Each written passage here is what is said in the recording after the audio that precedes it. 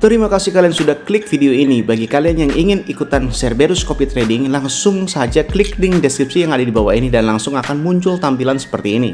Lalu silahkan kalian langsung klik daftar.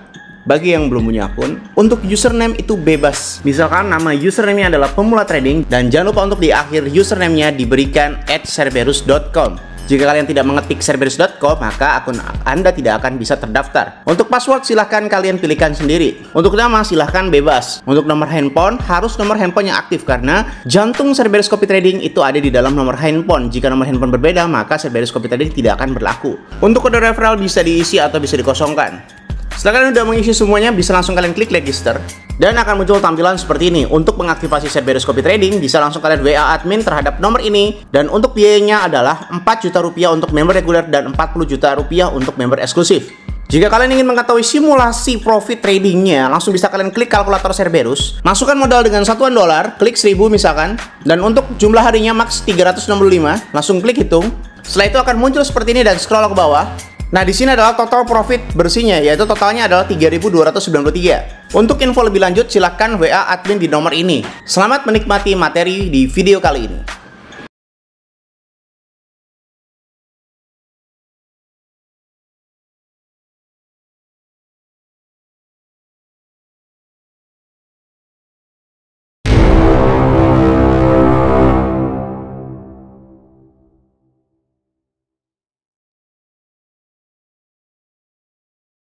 Salam traders, balik lagi sama saya Andi Firmansyah di channel ESG.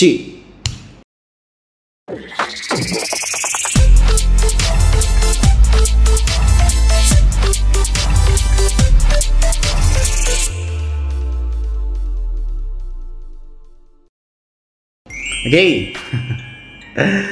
Halo semuanya, ya, saya baru buat video sendiri. Taulah kemarin itu kita Cerberus gathering ya, atau seluruh karyawan Cerberus ya, yang ya kurang lebihnya seperti ini ya. Ini berangkatnya.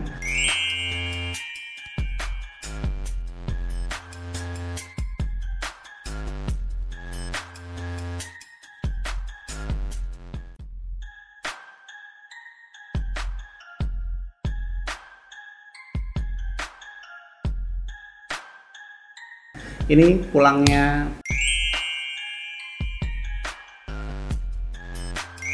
Gak ikut semuanya juga, rata-rata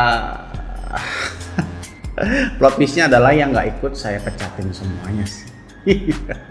Kalau kalian nanya kenapa, ya setiap perusahaan atau setiap institusi itu pasti punya perspektif sendiri ya. For your information aja juga, Cerberus itu udah hampir 10 tahun. Jadi kalau kalian bilang apakah perusahaan ini startup? Iya, startup. Memang saya presiden direktur startup gitu ya. Tapi kalau dibilang baru-baru banget juga enggak ya, udah hampir 10 tahun gitu kan ya. 9 tahun lah lebih tepatnya ya, belum 10 tahun, 9 tahunan. Dimana ya saya menganggap setiap kejadian itu menjadikan sebuah hal yang harus dilakukan. Memang nggak bisa dipukul rata ya. Misalkan peraturan ini diterapkan di perusahaan lain gitu, memang nggak sebegitu relevansinya gitu kan. Cuma memang untuk para pelamar pekerja juga ya, ini adalah POV dari Presdir gitu. Kalau ada kata-kata wajib dari pimpinan tertinggi gitu, atau apalagi yang mengharuskan gitu, saya sarankan untuk mengikuti seluruh kegiatan ya. Karena itu seolah-olah akan mengkonfirmasi kenapa Anda tidak bisa dekat. Ya kalau kalian nanya kenapa alasan saya pecat semua yang nggak ikut gitu kan. Ya karena memang Cerberus itu kan kerja tim ya. Cerberus itu kerja tim ya. Divisi 2, divisi 3 itu semuanya kerja tim gitu kan. Itu memvalidasi bahwasanya dia tidak bisa kompak dengan tim ya. Karena kita di sana juga ada game. Nah, ini beberapa video-video gamenya ya.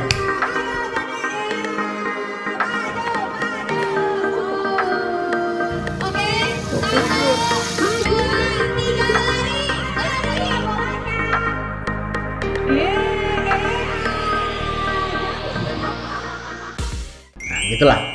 Jadi di situ selain cuma healing gitu, sebenarnya ya ada pendekatan, kita ngobrol-ngobrol ya supaya kita saling dekat dan sebagainya. Lo nggak akan pernah bisa ngedapetin berapapun gaji lo kalau misalnya lo nggak nyaman di dalam suatu lingkungan tersebut, itu nggak akan pernah bisa. Sedikit apapun gaji lo, tapi kalau lo nyaman di lingkungan itu, gaji itu bakal ngikutin kinerja lo sendiri deh gitu ya. Jadi saran saya untuk semua calon pekerja atau pekerja gitu, ikutin aja instruksi dari pimpinan atau apapun itu, leader kalian dan lain sebagainya, karena mereka juga mempunyai pemikiran tersendiri gitu loh.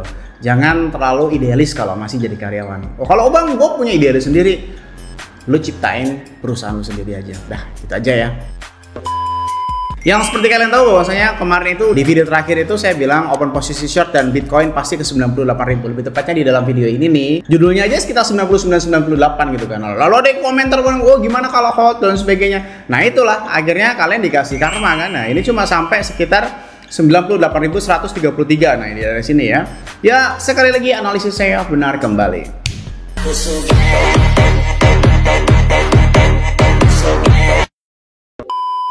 Nah lalu kalau kalian nanya nih, lo bang ini kenapa rebound bang ke 107.000? Ya lu kayak apa ya, lu baca KBBI ini kayak susah banget gitu. Di situ saya instruksikan untuk take profit sewajarnya. Saya nggak ada tuh instruksikan untuk menghold sampai parah itu enggak kan. Bahkan saya di situ juga instruksikan 99-98 gitu kan.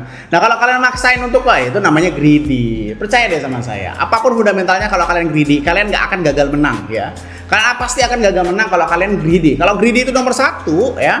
Greedy itu nggak boleh ditaruh di nomor 1. Greedy itu harus nomor 101 lah ya. Nomor 1 itu harus kalian pandai money management, harus menentukan take profit, harus menentukan target harian. Biasanya kalau misalkan kalian memasukkan greedy terhadap top tier 10 prioritas atau top tier 20 prioritas hal yang harus kalian lakukan di dalam dunia trading, itu akan membatalkan, akan seolah-olah mendecline semuanya hal yang sudah kalian prioritaskan sebelumnya. Karena sebenarnya greedy itu bertolak belakang sama segala-galanya top tier prioritas kalian. Contoh, kalau kalian greedy, kalian nggak akan pernah tuh ngatur TP. Kalau kalian greedy, kalian nggak akan pernah tuh ngatur money management. Kalau kalian greedy, kalian nggak akan pernah tuh paham tentang bagaimana market itu bakal reversal. Wah, sehebat apapun beritanya ya ada aja gitu kan ya. Kalau kalian nanya, bang ini kenapa kok tiba-tiba naik kembali? Ya, seperti yang kalian tahu bahwasanya Presiden Donald Trump katanya mendeklarasikan Iran dan Israel harus benar-benar damai. Ya walaupun memang kalau Israel itu pasti ngikutin ya, karena memang itu juga salah satu negara yang ada hubungan baik di dalam Amerika Serikat gitu kan. Tapi kalau Iran sendiri dia belum ngedeklarasiin untuk benar-benar damai ya. Kita nggak tahu ya plot twistnya bagaimana ya.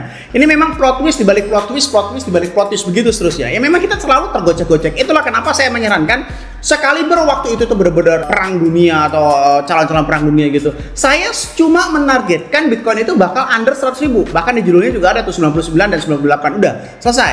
Saya tidak mentargetkan ke sampai 60.000, 70.000. Enggak. Kenapa? Saya tahu plot twist itu bakal terjadi kayak begini. Maka dari itu kalian jangan terpengaruh tuh sama hal-hal kayak begitu ya. Karena orang-orang atas itu suka-suka jidat mereka lah ya. Perang oke. Cuma 12 hari oke. Tiba-tiba damai oke. Terus tiba-tiba kayak gini tuh, kalau over ke saya ya, sebentar lagi. Ini perspektif saya aja, tapi ya terserah percaya atau enggak. Kalau perspektif saya ini bakalan pecah lagi ya. Iran itu kayaknya nggak bakal mau nurut deh untuk Amerika Serikat ya, kecuali ada negara-negara lain yang untuk membantu bernegosiasi atau secara diplomatik ya untuk si Iran itu sendiri ya. Nah, plot twistnya ini mungkin bisa jadi Iran ini tetap bakal nyerang dan Amerika Serikat ini bakal murka. Kurang ngajar nih si Iran ya, nggak tahu apa gue siapa, bisa-bisa gitu nanti Amerika Serikat atau Donald Trump. Akhirnya pecah lagi tuh perangnya, dan ya Iran juga nggak segampang itu gitu loh. Iran itu juga bukan ya semua negara sih, semua negara itu nggak bakal segampang itu untuk didaklukin gitu kan ya. Jadi ya perspektif saya bakal terjadi plot twist selanjutnya. Ini cuma semacam seperti jebakan untuk melikuidasi yang long-long aja sih ya. Jadi kalau secara fundamental kalian nanya, bang ini sebenarnya bakal terjadi kayak gimana sih? Menurut saya terjadi selanjutnya itu adalah plot twist. Si Iran nggak mau nurut sama Amerika Serikat dan Amerika Serikat itu jengkel dengan Iran yang seolah-olah akan diberi pelajaran, ini lo harus tahu sama siapa lo ngomongnya itu ya kan? Jadi pada saat itu terjadi bakalan pecah lagi tuh. Bitcoin bakal kemana ya? Bakal dam lebih parah lagi ya, karena Amerika Serikat dan seluruh dunia sudah tahu tuh kalau Iran tidak bisa diselesaikan secara diplomatik kayak gitu kan. Nah, jadi secara fundamental bagaimana bang? Secara fundamental saya masih tetap yakin bakal turun lagi nih ya.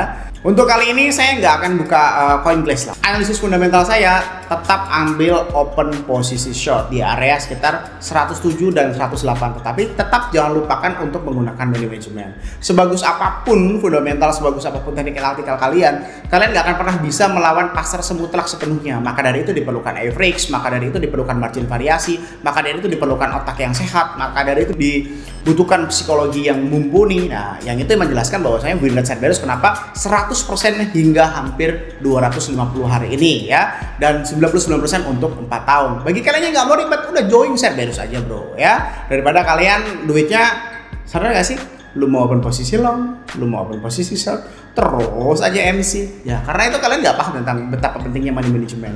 Ini Cerberus juga udah mulai antang nih, nggak tahu nih ini nanti berontak lagi kapan nih. Kemarin kan di hari ke-200 waktu win rate, hari ke-150 sampai hari ke-200 itu kan heboh kan masalah kebijakan saya yang tiba-tiba open posisi 10% itu. Mereka nggak sadar bahwa saya betapa pentingnya untuk meng-average ya, betapa pentingnya margin variasi, betapa pentingnya money management ya. Tapi sekarang ya semuanya udah mulai terkontrol kembali, mereka mulai paham bahwasanya average dan money management itu jauh lebih penting daripada tingkat profitable yang mungkin bisa disebut greedy ya, entah 20%, entah 30%, 40%. Karena mereka sadar, pelan-pelan sadar bahwa saya kalau kita open posisi 20% di market yang seenggak jelas ini, pada saat open posisi kedua itu pasti bakal 40%. Untuk melakukan margin variasi itu dibutuhkan 80% modal. Nah ini udah nggak masuk akal ya guys ya. Nah kalau misalkan 10% open posisi pertama salah, open posisi kedua average ya, untuk melakukan margin variasi itu cuma butuh 40% dari modal ya. Dan untuk melikuidasi posisi margin variasi itu sangat sulit sekali. Maka dari itu ya mereka mungkin sudah mulai paham bagaimana cara Cerberus atau Andi Firmansyah melakukan trading dan ya, rahasianya mungkin lama-lama kebongkar ya. Ya lu ikutan Cerberus aja kalau lu penasaran gimana cara gua trading, kenapa bisa win rate sampai 100%. Oke? Semoga bermanfaat video kali ini yang saya sampaikan. Jangan lupa klik like, comment, dan subscribe. Logikanya ini kalau kalian nggak subscribe, ngapain saya buat video lagi? Dan share ke teman kalian agar teman kalian tahu apa yang kalian tahu. Saya Andi Firmansyah, use your logic dan salam traders.